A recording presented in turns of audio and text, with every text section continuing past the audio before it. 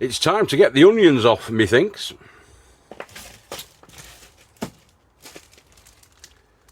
Senshu.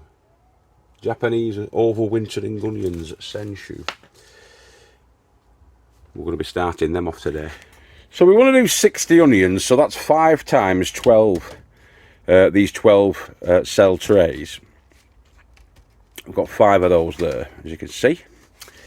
Now for that, usually, you need 10 sievings of double handfuls of your compost. So there's 1 handful, in that goes. And in that goes. And you give it a riddle and a rattle like that.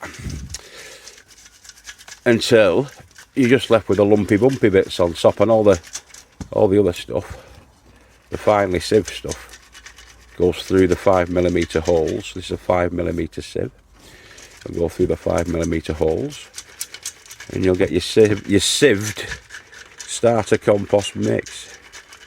And I'm not putting anything with it, but put any feed with it. But as you can see there, about a quarter of the compost is just useless. What I call gash.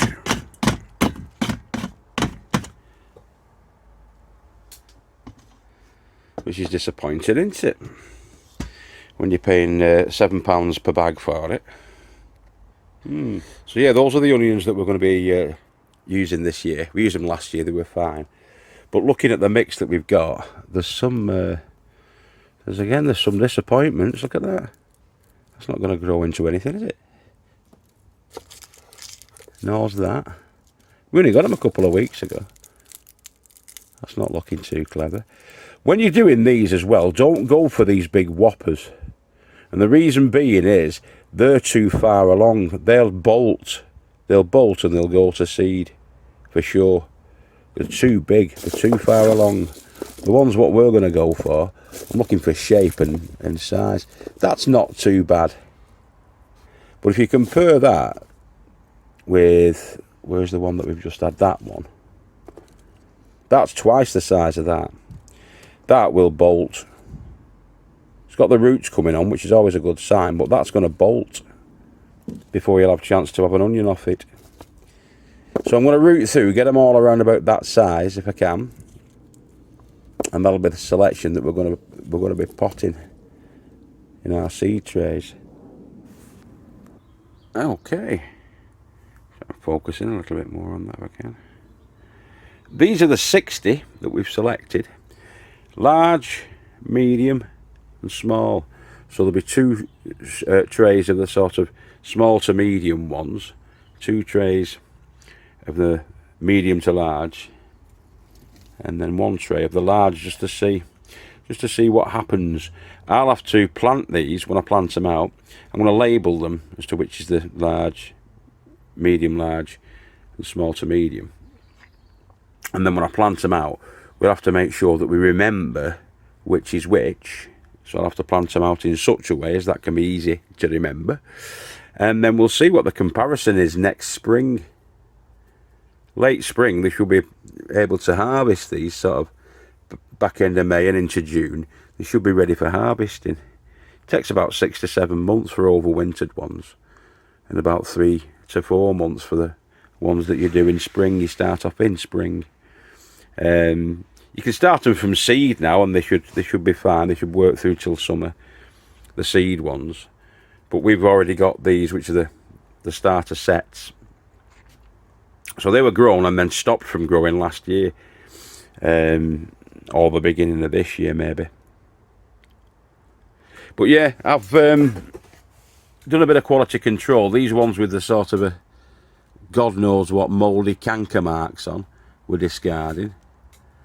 These little baby ones, not going to bother with them, I don't think. But I'm not going to waste them though, because we've got some. I'm still going to do another quality control check and then see if there's any that's that we can plant out. Maybe plant out another 20 directly or something like that, just to give them a chance. See what happens with them.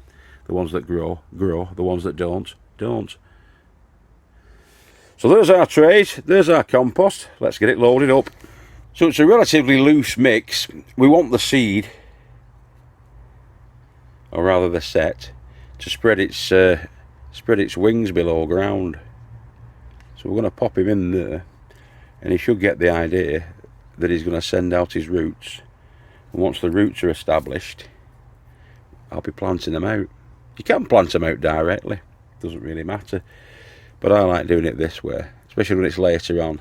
Give them a bit of a start, give them a bit of a chance, and then we'll plant them up outside and perhaps clutch them over till they're well established.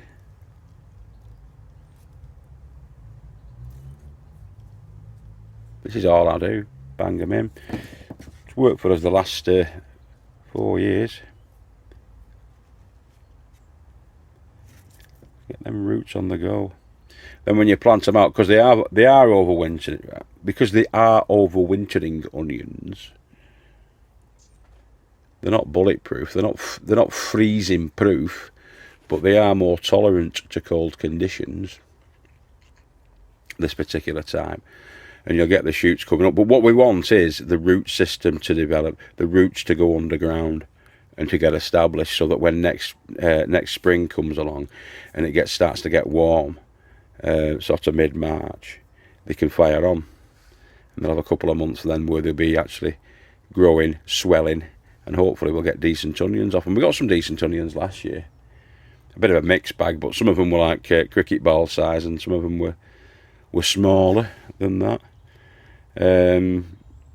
But yeah, we'll see how we get on. I'll just continue on and get them all put in. And there we are, 5 trays of 12, small, medium and large, so we know what's what. So when I'm planting those out, that's the order I'm going to do them in, small to large. I'm going to get them in the same bed as well, I think. So it's a true side by side, like for like comparison. But yeah, last year we did fine with them. I've just put about 1 centimetre of water into the tray, the watering tray. The compost will soak that up through capillary action. And I'm not going to water any more. That's it. Just that once. Get that soil damp and get them roots on the go. The roots will get the idea then, and in about 2 weeks' time they'll be ready for planting out. Okay, thanks for watching, boys and girls. Keep growing with your heads down, and I'll catch you next time. Know your onions. See you later.